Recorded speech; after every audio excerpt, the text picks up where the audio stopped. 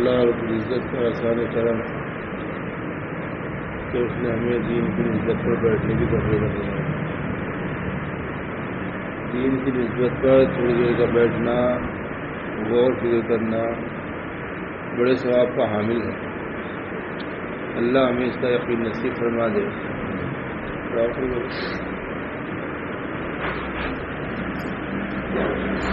اور بار بار ایسی مجلس میں بیٹھنے کی توفیق فرمائے۔ اللہ رب العزت نے سب سے بڑی نعمت جو ہے وہ ہمیں ایمان دیا۔ یہ نعمت کیا ہے؟ ایمان دیا کہ اللہ نے ایمان کی دولت دے کر ہمارے پر بہت بڑا احسان کیا کہ ایک ایسی نعمت دی اللہ نے کہ جس کو یہ ایمان کی دولت مل گئی اسے بہت بڑی کامیابی ملی۔ یعنی اگر اس ایمان کو ہم بچا کر لے جائیں گے تو اس دنیا سے 10 گنی بڑی جنت کا وعدہ ہے اللہ کا۔ ایمان کو اللہ رب العزت قرآن کے اندر فرماتے ہیں، آج اس میں بات ملتی ہے، چھوٹی سی آیت کا ٹکڑا ہے کہ اگر تم صحیح معنی میں مومن ہو جاؤ تو انہیں زمین کی خلافت تمہیں دی جائے گی۔ یعنی صفات مومن پر اللہ کا وعدہ خلافت کا دینے کا تھا۔ صفات مومن کیا کہ اللہ کی ذات عالی کا یقین، کامل یقین ہے۔ اللہ رب العزت اپنے انبیاء کرام کو دنیا میں بھیجتے تھے، بطرق اولا ان کو یہ ایمان کی دولت، ایمان کی صفات دے کر بھیجتے تھے، اور جو بھی طاقت اس ایمانی طاقت سے ٹکراتی تھی وہ پاش پاش ہو جاتی تھی، چاہے وہ فرعون کی طاقت ہو، چاہے وہ نمرود کی طاقت ہو، یا وہ قارون کی طاقت ہو، جو بھی اس ایمانی طاقت سے ٹکرایا ہے وہ پاش پاش ہو گیا۔ اللہ رب العزت نے اس ایمانی قوت کی بنیاد پر اپنے انبیاء کرام کو کامیاب کیا۔ انبیاء کرام کے بعد میں صحابہ کرام کا دور آیا، تو صحابہ کرام نے بھی اس صفات کو جو ہے اللہ کے نبی صلی اللہ علیہ وسلم کی صحبت میں رہ کر ایسا کامل درجے کا حاصل کیا تھا تو کامل مومن تھے، ان کا اللہ کی ذات پر کامل توکل تھا، اور اس کی بنیاد پہ اللہ رب العزت نے ساری کائنات کو ان کے لیے مسخر کیا تھا۔ ساری کائنات کو ان کے لیے مسخر کیا تھا۔ ہم صحابہ کرام کی اگر دور جہالت کی زندگی کو دیکھیں تو مفلسی کی حالت، پستگی کی حالت، مگر جب ایمان کی دولت زندگی میں آئی، صفات مومن زندگی میں آیا تو اللہ تعالیٰ نے ان کو روئے زمین کا خلیفہ بنایا۔ کس بنیاد پر؟ صفات مومن کی بنیاد۔ حضرت ابو صدیق تعالیٰ عنہ بطور کے اولا سب سے افضل ایمان والے تمام مخلوق میں، اللہ کے نبی صلی اللہ علیہ وسلم کی وصال کے وقت میں زیادہ تر صحابہ جو ہے بڑے رنجیدہ تھے اور اپنے ہوش و آواز کھو بیٹھے تھے، مگر ایک یہ حضرت ابو صدیق تعالیٰ عنہ ایسے تھے جنہوں نے استقلال اور ہمت سے کام لیا۔ اللہ کے نبی صلی اللہ علیہ وسلم نے وصال سے پہلے ایک جماعت بنائی تھی اسامہ تعالیٰ عنہ کی، اللہ کے راستے میں روانہ کرنے کے لیے، مگر آپ کی طبیعت علیل ہونے کی وجہ سے، مرض الموت میں ہونے کی وجہ سے اس جماعت کو روک لیا گیا۔ اب آپ کے وصال کے بعد زیادہ تر صحابہ کا مشورہ یہ تھا کہ اس جماعت کو روانہ نہ کیا جائے، اور آپ کے وصال کے بعد عرب کے حالات بڑے خراب ہو چکے تھے، اتنا اعتدال پھیل چکا تھا، لوگوں نے بہت سارے اسلامی قوانین کو ماننے سے انکار کر دیا۔ ایسے پرفزا دور کے اندر اس جماعت کو روانہ کیا جائے یا روکا جائے، یہ مشورہ ہو رہا۔ تمام بڑے بڑے صحابہ کا مشورہ یہ تھا کہ اس جماعت کو روک لیا جائے، مدینے سے باہر نہ بھیجا جائے، مدینے کے حالات بہت خراب ہیں۔ مگر ایک حضرت ابو صدیق تعالیٰ عنہ کی شراست اور ان کی ایمانی قوت، ایمانی بنیاد پر جو ہے انہوں نے اس جماعت کو روانہ کیا،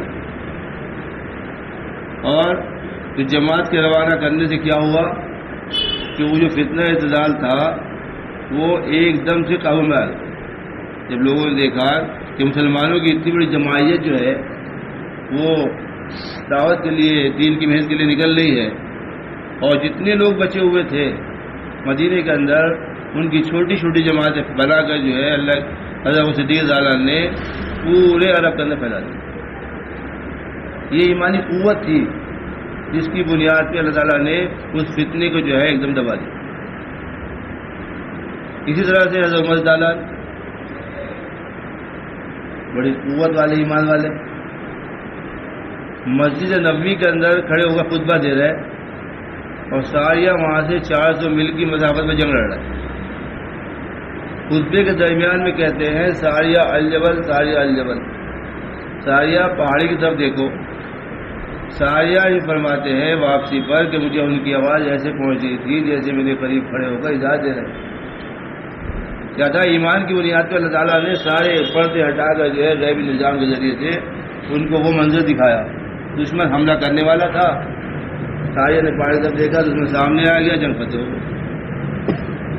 اب وہ آواز اللہ تعالیٰ نے کوئی وائرلیس موبائل نہیں تھا، ہوا کے ذریعے سے پہنچائی.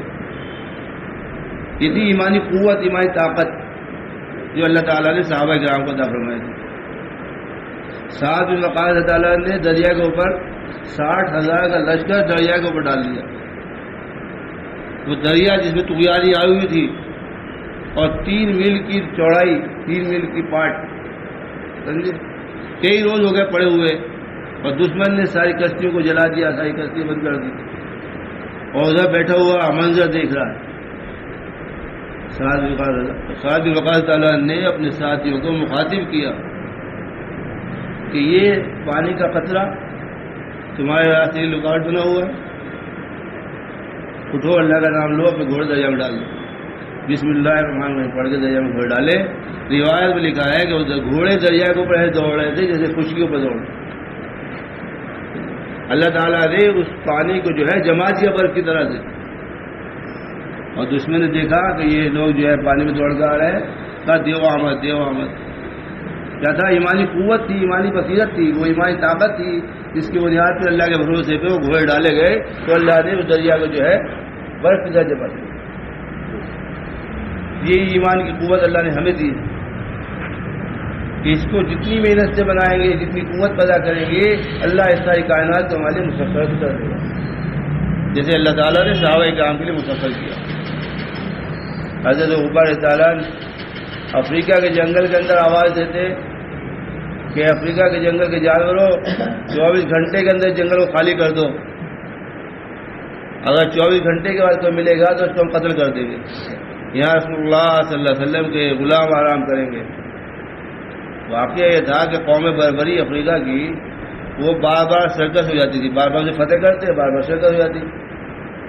تو مشورہ یہ ہوا کہ اس جنگل کے اندر ایک فوجی چھاونی قائم کی جائے تاکہ یہ فوجی چھاونی قائم ہونے کی وجہ سے بار بار سرکس نہ ہو.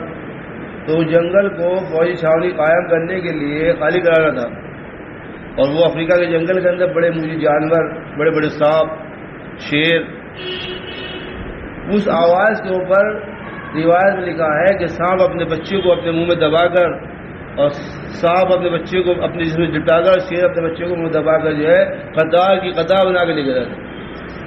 کیا تھا اس آواز میں؟ ایمانی قوت، ایمانی طاقت تھی جس کی بنیاد پہ وہ جانور جو تھے وہاں سے نکل رہے تھے. وہی ایمان اللہ نے ہمیں دیا ہے.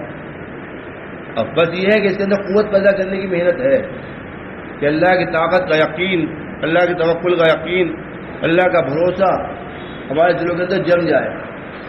جو کچھ کرتا ہے وہ اللہ کرتا ہے، اللہ غیر کچھ نہیں کرتا. اسی کے لیے یہ ساری محنت ہے. دعوت کی محنت اللہ کی ذات عالی کے یقین کو جمانے کے لیے ہے کہ ہر انسان کے دل میں اللہ کا بھروسہ جم جائے، اللہ کا توکل جم جائے کہ جو کچھ کرتا ہے اللہ کرتا ہے، اللہ غیر کچھ نہیں کرتا. یہ ساری کائنات اللہ کی بنائی ہوئی ہے، اور ان بنی ہوئی چیزوں سے کچھ بنتا نہیں ہے.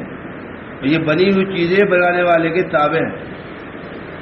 اس کا یقین دل میں جمے کہ جو کچھ کرتا ہے اللہ کرتا ہے. اسی کے لیے بھائی محنت ہے، کوشش ہے، جماعت کو لگا رہتا ہے کہ ہمارے ایمان کی حقیقت نصیب ہو جائے. یعنی اللہ وہ قوت وہ طاقت ہمیں ایمان میں دے دے جس کے مطلوب اللہ کو ہے، جو صفات ایمانی ہے وہ ہمیں مل جائے، وہ اعمال ہمیں مل جائے جو صحابہ کرام کے پاس اعمال تھے، جس یقین کے ساتھ صحابہ اعمال کرتے تھے کہ 2 رکعت نماز پڑھ کے بڑے بڑے مسائل حل ہو جاتے تھے۔ وہی نماز اللہ نے ہمیں دی ہے، وہی طاقت نماز کے اندر ہے، وہی تاثیر ہے، مگر کیا کہ آج ہم نے نماز کو بنایا نہیں، نماز کا یقین نہیں، اعمال کا یقین نہیں، ایمان کمزور ہے۔ ایمان تو ہے الحمدللہ ہمارے پاس، مگر وہ اتنا کمزور سطح کا ہے کہ وہ ہمیں کسی اعمال پر کھڑا نہیں کرتا، کسی برائی سے نہیں روکتا۔ اس لیے مخلوق کا یقین نکل کر خالق کا یقین دل میں آئے کہ یہ مخلوق کچھ نہیں کرتی، یہ سب اللہ کی مخلوق ہے، یہ نفع نقصان پہنچانے میں اللہ کی محتاج ہے۔ اس کے لیے بتاؤ بھائی 4 مہینے کے لیے کون تیار ہے اپنے ایمان کو بنانے کے لیے؟